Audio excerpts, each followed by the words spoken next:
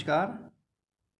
आज अपने एक नया टॉपिक शुरू करते हैं। गुणनफल यानी गुणा करना, संख्याओं का गुणा किस तरह से किया जाता है एक एग्जाम्पल के द्वारा अपने समझते हैं। एक एग्जाम्पल लेते हैं अपने यहाँ पर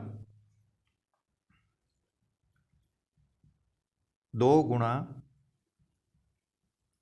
1768 गुणा 50। अब अपने क्या है, छोटी कक्षाओं से ही चौथी पांचवी से भी हम गुणा करना सीख जाते हैं। अब इन यहाँ पर 3 रकमें दी हुई है, 3 संख्याएं हैं, तो इनका हमें गुणा करना है। अब यहाँ पर क्या है, अगर इनका थोड़ा सा हम उपयुक्त क्रम लगा दें, एक क्रम बना लें, तो गुणा है वो बहुत ही आसान हो जाएगा हमारा। थोड़ा सा ध्यान देंगे अपने। वैसे तो इसमें 1768 को 50 से गुणा करो, फिर 2 से करो, या इसको 2 से करो फिर 50 से करो। अब यहाँ पर हमें क्या है, इस गुणा को हम आसान बना सकते हैं थोड़ा सा एक क्रम में लिख करके।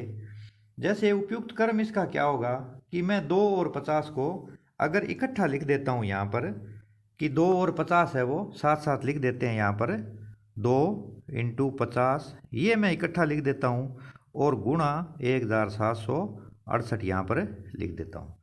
अब गुणा के अंदर क्या है, इसमें कोई फर्क नहीं पड़ा। इस रकम में और इस रकम में कोई फर्क नहीं है, क्योंकि 3 को चाहे 4 से गुणा कर दो, 3 चौके 12, और चाहे 4 को 3 से कर दो, 4 तिये 12। गुणा को क्रम बदल बदल के अगर हम गुणा करते हैं तो हमेशा उत्तर हमें है वो वही प्राप्त होता है।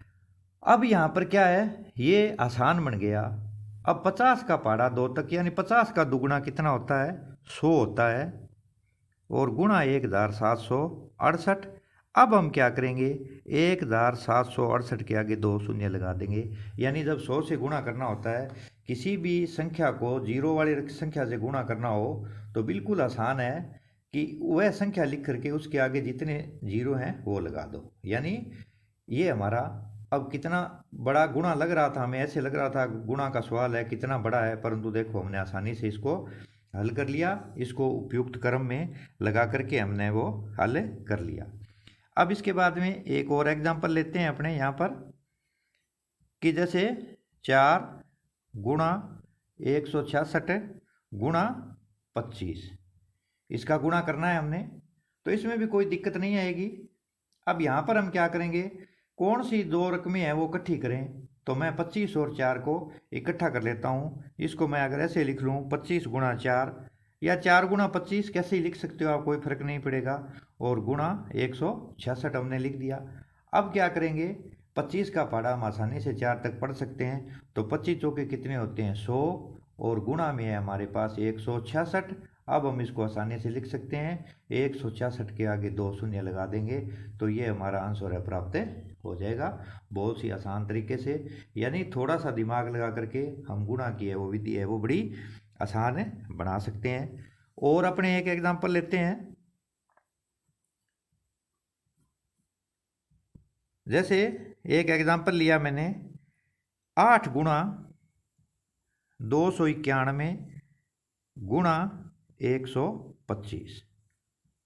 अब अपने वैसे इसको देखें तो पहले 8 को 291 से गुणा करो, फिर जो गुणा आता है उसको 125 से गुणा करो।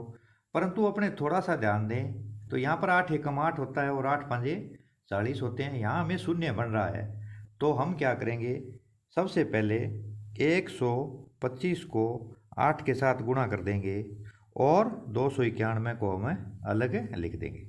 अब 125 को 8 से गुणा करना, तो ये जो छोटी छोटी बातें हैं, हमें 25 को 4 से गुणा करते हैं तो 100 आता है, 20 को 5 से करते हैं तो 100 आता है, 100 को 100/25 को काटते हैं तो 25 चौके 100, 20 पंजे 100। ये बातें हमें क्या है याद रखनी चाहिए। अब यहाँ पर ये क्या कह रहा है, ये कह रहा है कि 125 का 8 गुणा करना है, तो 125 का 8 गुणा तो 100 है, 100 का 8 गुणा 800 हो जाएगा, और 25 8 200 हो जाएगा, 800 और 200 1000 हो जाएगा। और नहीं तो ये गुणा भी कोई मुश्किल नहीं है, अपने गुणा इसको कर सकते हैं। 8 का पहाड़ा 5 तक पढ़ लो, 8 5 40 हासिल 4, 8 दूनी 16 और 4 20 हासिल 2, 8 एकम 8 और 2 10, और आगे हमारा है 291। अब क्या करेंगे हम, 291 के आगे बहुत ही आसान है, 3 शून्य हम लगा देंगे और हमें है वो उत्तर प्राप्त हो जाएगा। देखो कितनी आसानी से हमने है वो, इतनी बड़ी रकम थी, इसका गुणा है वो अपने दिमाग के द्वारा उपयुक्त क्रम लगा करके हमने इस गुणा को है वो बिल्कुल आसान बना दिया है। नहीं तो हम क्या करते, अगर थोड़ा सा इसमें हम दिमाग नहीं लगाएं तो ये गुणा है वो हो तो जाएगा, अपना उत्तर आ जाएगा, परंतु वो टफ होगा और लंबी विधि हमारी हो जाएगी। इसके अलावा हम और भी सवाल ले सकते हैं, जैसे 625, एक एग्जांपल और लेते हैं अपने यहाँ पर। 625 को अपने गुणा करते हैं 279 279 और इसको हम गुणा करते हैं 16 से। अब हमें यहाँ पर क्या है, यहाँ 16 पंजे 5 छिक्के 30 कुछ न कुछ हासिल होगा, तो इन दोनों को मैं इकट्ठा करता हूँ। 625 और 16 को मैं इकट्ठा कर लेता हूँ और ये एक बार 279 279 है, इसको अपने अलग लिख देते हैं। अब यहाँ पर क्या करते हैं, 625 को 16 से गुणा करना है हमने। तो अगर आपको नहीं आता है तो आप 16 का पहाड़ा नहीं आता है तो आप अलग से है वो इसको गुणा कर सकते हो। अगर 16 का पहाड़ा आपको आता है तो कोई दिक्कत वाली बात नहीं है। वैसे ये 625 है, 625 को 16 से गुणा करना है तो अपने इसको अलग अलग भी कर सकते हैं। 16 छिक्की 96, फिर ये 16 दूनी 32 हो जाएगा, 16 पंजो 80 हो जाएगा, ये 400 हो जाएगा। और नहीं तो अपने है इसको गुणा भी कर लो, तो 16 पंजे 80, हंसलाई 8, 16 दूनी 32 और 8 40, हंसलाई 4, 16 छिक्की 96, 96 और 4 कितने हो गए 100।